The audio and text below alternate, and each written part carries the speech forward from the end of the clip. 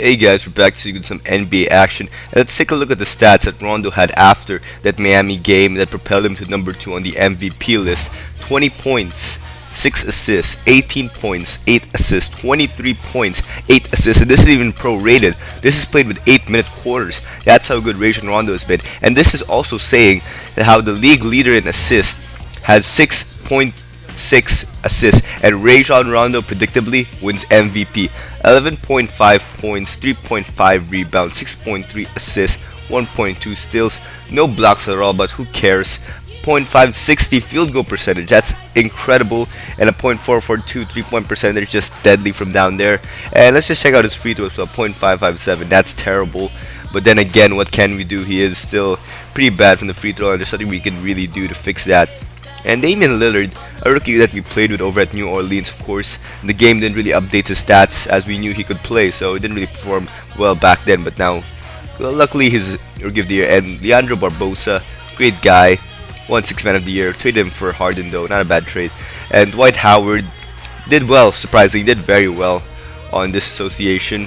Unlike in real life, that's probably because, you know, that's how they said. And Avery Johnson won Coach of the Year. That is crap. Should have been Doc Rivers by far. They weren't even first in the conference. They were third in the power ranking this week, and it definitely should have been Doc Rivers. Needs more respect around 2K anyway. C for offense, B on defense. I mean, really, he's better than that. He's one of the best X and O coaches in the game right now. Rajon Rondo, first team obviously is the MVP. Kyrie Irving having a nice season, LeBron James too, and Brandon Jennings on NBA's second team. Deron Williams joining him with Kevin Durant, Carmelo Anthony, and Tim Duncan from the Spurs. Timmy still got it, and Carmelo, look at that ridiculous point per game, but he's still second team for some reason. I guess that's how 2K settles and decides it. Kobe Bryant also surprisingly in the NBA third team, and that hasn't happened in a really long time, deciding how good he scores and how well he plays in this game. And Paul George, our very own all defensive first team. Good job, Paul George, our starting shooting guard that we acquired in trade deadline. Of course, the beast, the unibrow, Anthony Davis made it to the all defensive first team as well. Tony Allen and Chris Paul showing up over at the all defensive second team. Actually, very surprisingly, the Brow is actually doing very well without us. We played with him very well in the NOH, but you know, he's doing better now. And unfortunately, Michael Kidd-Gilchrist didn't make it to the all-rookie first team. Should have made it to all-rookie first team, but we weren't giving him any minutes. He was playing behind Paul Pierce and to an extent Paul George, so of course that wasn't going to happen. And we're heading up against the Atlanta Hawks. They're the 8th seed, and with Josh Smith and Al Horford, that's very surprising. In real life, they're doing much better than that. They're actually above Boston in the 7th seed right now. And again, no one really blames 2K for having a good simulation anyway.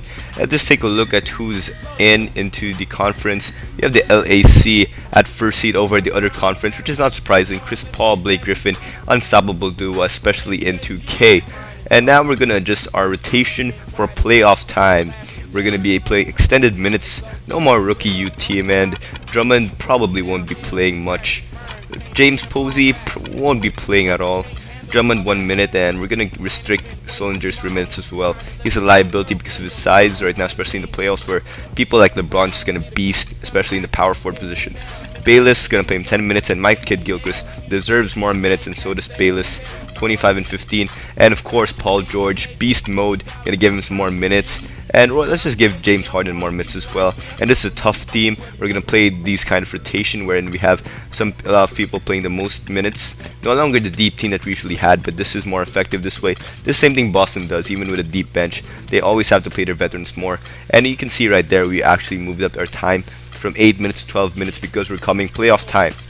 And it's big time now, and I want to see some extreme stats that we can put up with Rondo. What can we really do compared to those people playing in the playoffs before? And just scouting right now, Devin Harris starting in the point guard for the Hawks, and the usual guys are there, Josh Smith and Al Horford. Maurice Evans, surprising guy there, but I guess with the lack of Joe, they really just lack that wing positions, so they put Maurice Evans at small forward.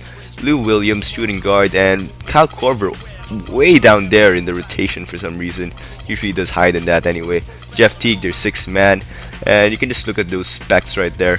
I'm just highlighting them with my little highlighter there, the game's highlighter. And you can just see what a beast in offensive rebound, defensive rebound they are. Josh Smith and Al Horford's going to be tough matchups down low. I think personally that Kevin Garnett will do very well against them. But Roy Hibbert, I mean, come on, probably won't work so much against Al Horford, especially in this game where Roy Hibbert has problems just finishing in the rim, and it's going to be really problematic. And anyway, I just want to take this time where there's some time where I'm just highlighting stuff here to say that if this video seems a bit chunky in terms of commentary, that's because I'm just doing a lot of highlights here and it feels pretty weird not doing it live. I probably should have done it live, but anyway, we can't really do much about it. And hopefully this video was entertaining for you at the very least and gave you some insight on how we play and how we're scouting and all that and how we prepare for it. And if it seems a bit chunky again, that's because it isn't live, and hopefully next time we'll do it live. That was a mistake. And now we had to put some pauses and it was a bit too fast. The clips were going faster than I thought, so hopefully we fix that next time. And we're going to definitely be having a second video because there is no action in this video. We're going to be having a second video come playoff time against the Hawks. Alright, thank you guys for watching. See you guys in the next video. Bye.